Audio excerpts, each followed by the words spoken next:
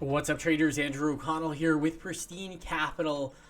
Let's dive into today's box scores. We will discuss this market madness. S&P 500 finished down 2.38%. We had our NASDAQ finish down 2.68%. Russell 2000 small caps finishing down 2.07%. Our Dow Jones was down almost 2% as well.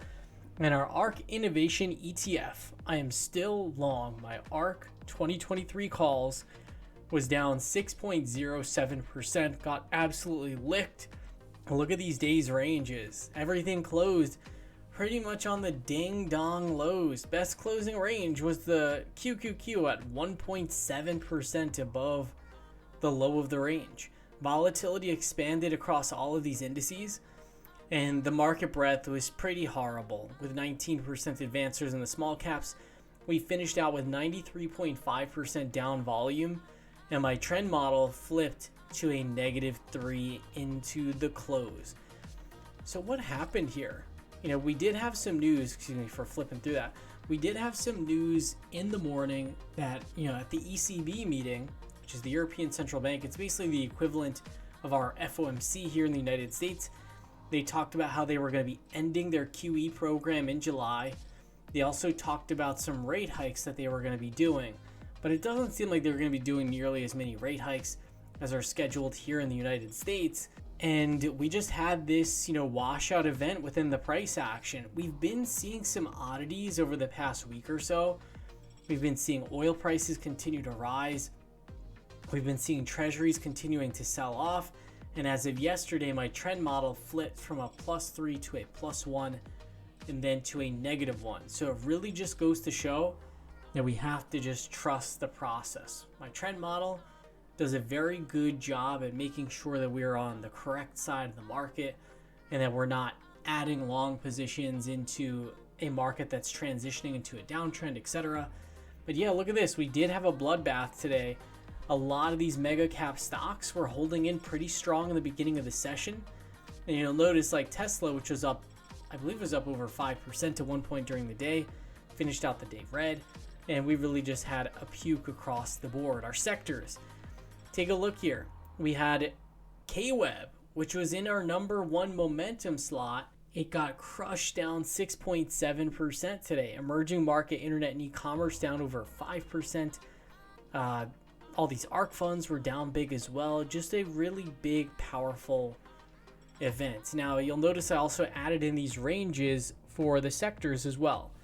So look at this. The best day's closing range was the YOLO Cannabis ETF.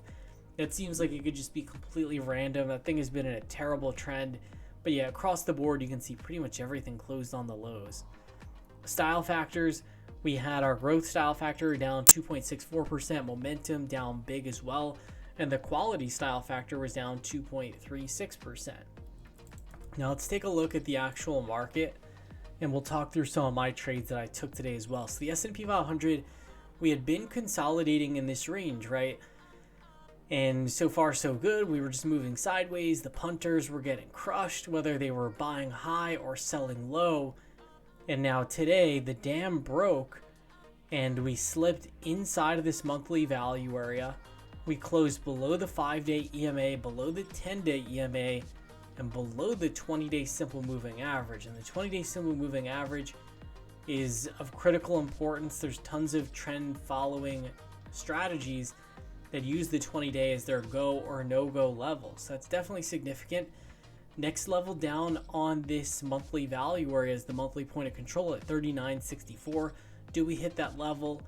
Nobody knows, because tomorrow we have the CPI data point coming out, this long anticipated data point, and we'll have to see if we get a beat, and not a beat.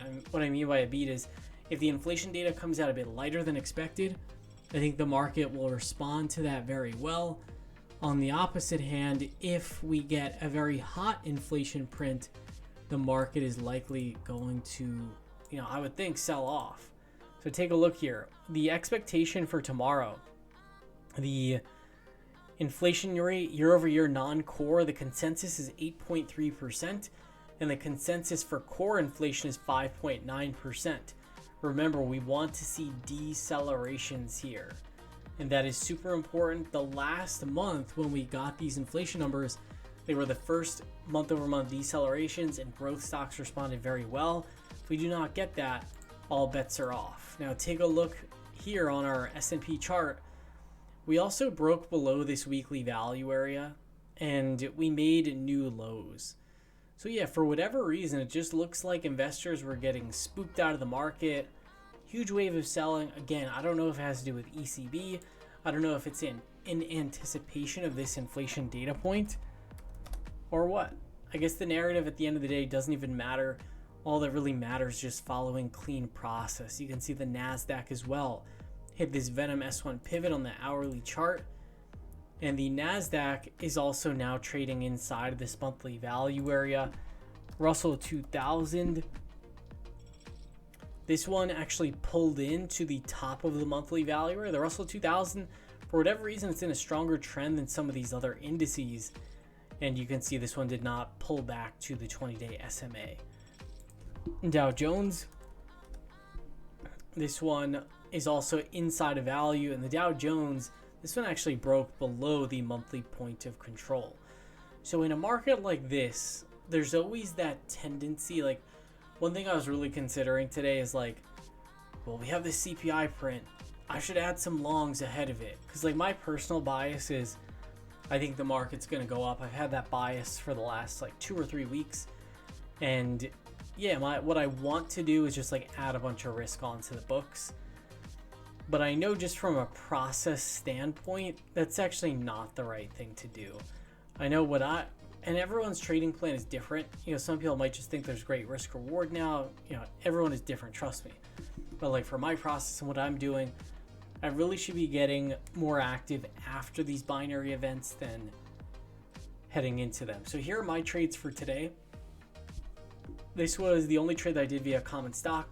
This TNA position, I added this yesterday, and I closed out 25% in the pre-market. Because remember, in the pre-market, we actually had a rally, and I figured, hey, the market might not do anything. I see that there's green on the screen. This is really just a short-term scalp trade.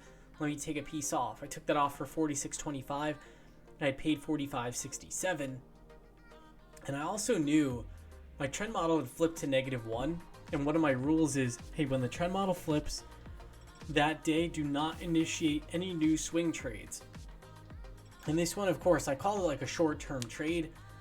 But let's be honest, this is pretty much a swing trade that I put on. I did take off a bunch of risk before I put this on, like whatever. But yeah, I put on this trade. So I took a piece of it off, but then this soured. And throughout the day, you know, the market just had its, you know, downturn. I ended up closing out the remaining 75% of this position for $42.76. I'd paid $45.67. Overall, when combining these two pieces, I took a 4% loss on this position. And I put here, not going to let this one ride just in case. So this is a good learning lesson where, you know, in this case, for this particular trade, it was not really in line with my process. I probably should have never entered that TNA trade. So I would put this trade in the bucket of poor process. So that said, now today, look at what happened to TNA. So this TNA, you know, we broke down below value, but you can say, hey, we're pretty close to the 20-day simple moving average, whatever you want to call it. But honestly, I think if I had followed my process correctly and I did not enter that yesterday into the bell today, I probably would have been more likely to actually add some exposure heading into the CPI because we sold off into it. So it just goes to show, like, if you don't follow your process to a T, then a lot of times it doesn't work out, or you might have to tweak something else that you would do in the future. So it always just goes to show, like, you know, make sure you're following your strategy, following your process, and, you know, good things happen when you do that. Because here's the thing, like, and here's the other thing that pops in your head where it's like, hey, if I'm saying if I hadn't taken that other trade, I probably would have taken some long exposure into the bell today. Why don't I just still add some long exposure? That's a slippery slope, because suddenly you're sitting on a loser and then you're adding more exposure. And the only way to take a real portfolio drawdown is if you start adding more positions as, you know, your positions are turning red.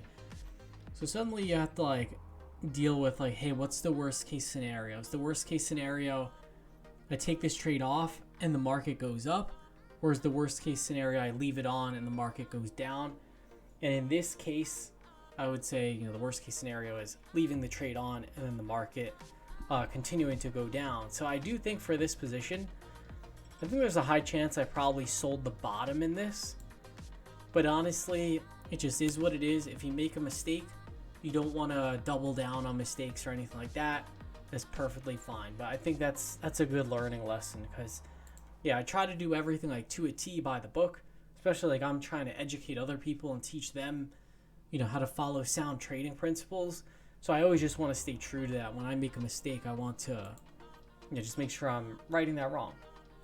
Let's take a look. So other than that, the other trade that I did today, this was an options trade. So I had my short puts in KWeb and I got a very quick 50% winner on those. I monetized them. Boom. It was great. I believe I did that yesterday. And I got another opportunity to sell these KWeb puts. So remember, KWeb, one of the strongest areas of the market, these Chinese stocks. And I was kind of like, man, I hope I can add some to these. Hopefully we get a pullback. Well, today we sure got a pullback. So I sold the June 17th 31 strikes. And KWeb, what's really interesting, again, if you're buying stocks extended away from their moving averages, especially their short-term moving averages, it makes it very tough because there's always periodic pullbacks to these key moving averages. All this was today was a pullback to the 5-day EMA. So yeah, if this gets down to the 31 level, I will end up taking some ownership of KWeb. But yeah, other than that, no trades for me today. Really, the name of the game is going to be tomorrow, just seeing how CPI comes out. But I will say, the market definitely had a change of character over the past 2 days. So I just wanted to make sure in terms of like taking a stop, not adding new trades, that I'm just doing the right thing. And, no matter what, if the market goes up tomorrow, if it goes down tomorrow, I'm still going to be A-okay. So yeah, tomorrow's going to be action-packed. And yeah, it's going to be super important. Let's just see what the river brings, honestly. There's not much else we can do. And I think if we get this inflation later than expected, I think we could have a very nice day in the market. With that being said, that about does it for today's market recap video. Hope you all enjoy the rest of your evening. And as always, I will see you all tomorrow. Best of luck out there, everyone.